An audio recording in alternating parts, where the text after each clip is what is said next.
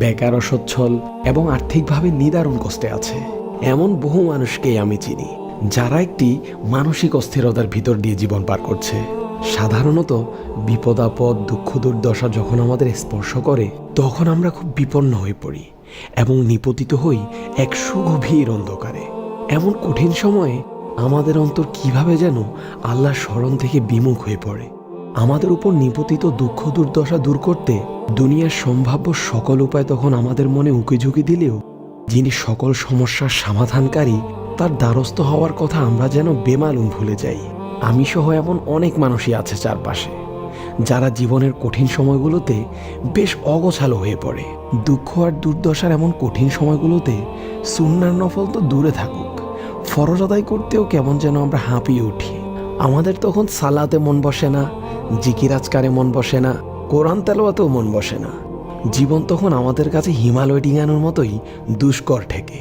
কিন্তু আদৌ কি এমনটা হওয়ার কথা ছিল? মুসা আলাইহিস সালামের জীবনের একটি ঘটনা আমাকে বেশ ভাবনার মুখে ফেলে দেয়। দুঃখ আর দুর্দশার দিনে মুসা আলাইহিস সালামের অন্তরের দৃঢ়তা আর চিন্তার প্রখরতা আমাকে এমনভাবে নাড়া দেয় যে আমার জীবনের দর্শনটাই উল্টে পাল্টে যায়। যুবক অবস্থায় এক অনাকাঙ্ক্ষিত ঘটনার মুখোমুখি হয়ে মুসা আলাইহিস সালামকে নিজের মাতৃভূমি ছেড়ে মাদাইন নামক এক জায়গায় পালিয়ে আসতে হয়। মাদাইনে মুসা আলাইহিস সালামের আসা ঠিক পরের একটি ঘটনা কোরআন বেশ গুরুত্ব সহকারে আমাদের সামনে তুলে ধরেছে। সে ঘটনা দেখা যায়, দুজন নারী তাদের বকরিকে পানি পান করাতে এসে একটি কূপের অদূরে দাঁড়িয়ে আছে। আর তাদের দাঁড়িয়ে থাকার কারণ হচ্ছে, ওই সময়টায় কূপে কিছু পুরুষ মানুষ তাদের নিজ নিজ বকরিকে পানি পান করাচ্ছিল। যেহেতু কূপের কাছে যারা আছে তারা সকলেই পুরুষ, তাই নারীদ্বয় ওই মুহূর্তে কূপের নিকটে না গিয়ে অদূরে দাঁড়িয়ে অপেক্ষা করাটাকেই নিজেদের জন্য সমচীন মনে করল। পুরুষরা তাদের কাজ ছেড়ে চলে গেলে তারা কূপের নিকটে যাবে এবং বকরিকে পানি পান করাবে। এটাই হলো তাদের পরিকল্পনা। মাদাইনে মুসা আলাইহিস সালাম তখন সদ্য পা রেখেছেন এবং ঘটনাক্রমে ওই কূপের কাছে একটি গাছের নিচে তিনি বসেছিলেন। কূপে পুরুষদের আনাগোনা এবং অদূরে দুজন নারী দাঁড়িয়ে থাকা এবং কূপের কাছে তাদের ঘেঁষতে না পারার বিষয়টি মুসা আলাইহিস সালামের দৃষ্টি এড়ায়নি। মেয়ে দুটো যেহেতু নিজের বকরিকে পানি পান করাতে পারছে না, তাই মুসা আলাইহিস সালাম সাহায্য করার জন্য এগিয়ে গেলেন। তিনি স্বেচ্ছায় তাদের বকরিগুলোকে কূপ থেকে পানি পান করিয়ে তাদের কাছে ফিরিয়ে দিলেন এবং যে গাছটির নিচে বসা ছিলেন আগে, পুনরায় সেই গাছটির নিচে বসে পড়লেন। গাছের নিচে ফিরে এসে তিনি সেদিন আল্লাহ সুবহানাহু ওয়া তাআলার কাছে একটি দোয়া করেছিলেন।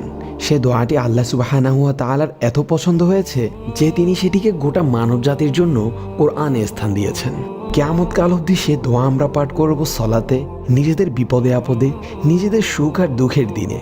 গাছের নিচে ফিরে এসে মুসা আলাইহিস সালাম সেদিন বলেছিলেন, রব্বি ইন্নী লিমা আনজালতা ইলাইয়া মিন খায়রিন ফাকির। হে আমার রব, আমার প্রতি যে অনুগ্রহই আপনি দান করবেন আমি তারই মুখাপেক্ষী। খেয়াল করুন, নিজের মাতৃভূমি ছেড়ে মাদাইনে পালিয়ে এসেছেন তিনি। মাথা গোজার একটু ঠাঁই পর্যন্ত কোথাও নেই কোনো খাবারের বন্দোবস্ত।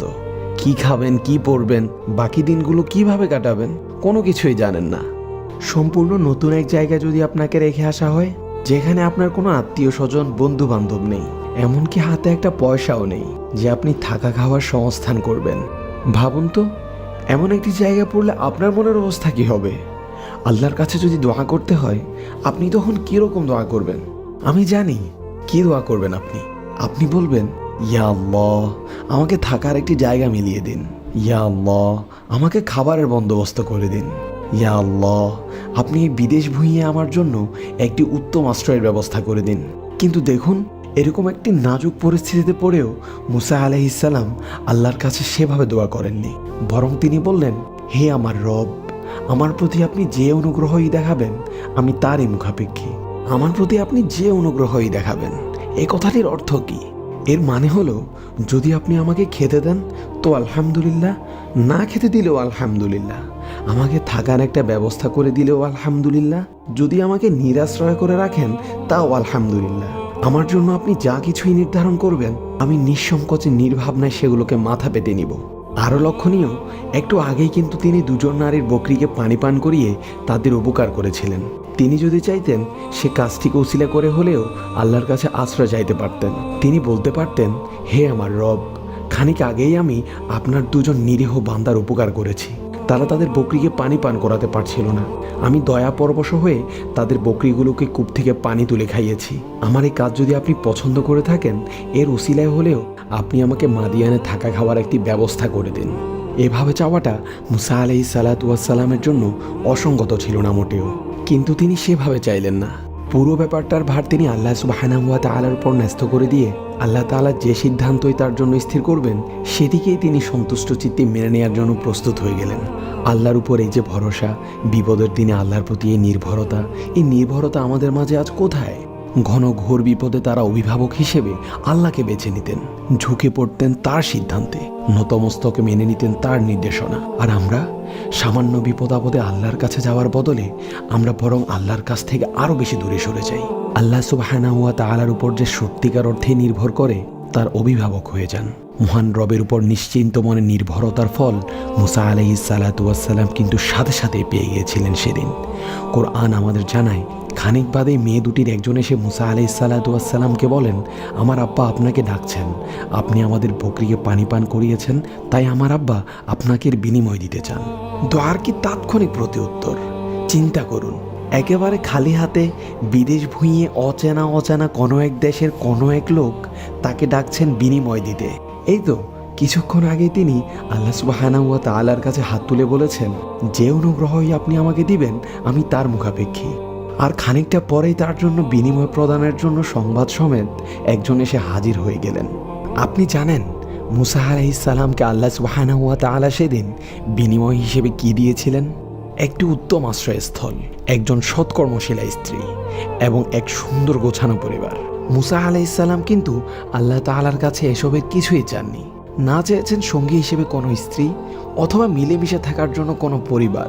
তিনি স্রেফ বলেছেন, আপনি যে অনুগ্রহই আমাকে দেবেন আমি তাতেই খুশি, নিজের ইচ্ছেকে নয়। মুসা আলাইহিস সালাম বরণ করে নিয়েছিলেন আল্লাহর ইচ্ছেকেই। আর আল্লাহ সুবহানাহু ওয়া তাআলা হচ্ছেন আশ-শাকুর তথা উত্তম বিনিময়দাতা। দাতা হিসেবে তার চেয়ে উত্তম আর কেউ নেই। দেয়া নেয়ার ভারটা মুসা আলাইহিস সালাম ন্যস্ত করেছিলেন আল্লাহ তাআলার উপরই। তিনি তাওয়াক্কুল করেছিলেন কেবল তার প্রতিপালকের উপর, দুনিয়ার আর কোনো সত্তার উপর নয়। আর যারা কেবল আল্লাহর উপরে তাওয়াক্কুল তথা নির্ভরশীল হয় তাদেরকে মহান রব কিভাবে রিজিক প্রদান করেন জানেন? ওয়ায়ারযুকুহু মিন হাইথু লা ইয়াহতাসিবু ওয়া মান ইয়াতাওয়াক্কাল আলাল্লাহি ফাহুয়া হাসবুহু। অর্থ, এবং আল্লাহ তাকে এমন উৎস থেকে রিজিক প্রদান করবেন যা সে কল্পনাও করতে পারে না। আর যে আল্লাহর উপর ভরসা করে তার জন্য আল্লাহই যথেষ্ট। সূরা তালাক আয়াত নাম্বার 3। মুখ ফুটে কিছু না চাওয়ার পরও মুসা আলাইহিস সালামকে আল্লাহ সুবহানাহু ওয়া তাআলা কল্পনাতীত উৎস থেকে রিজিক প্রদান করেছেন।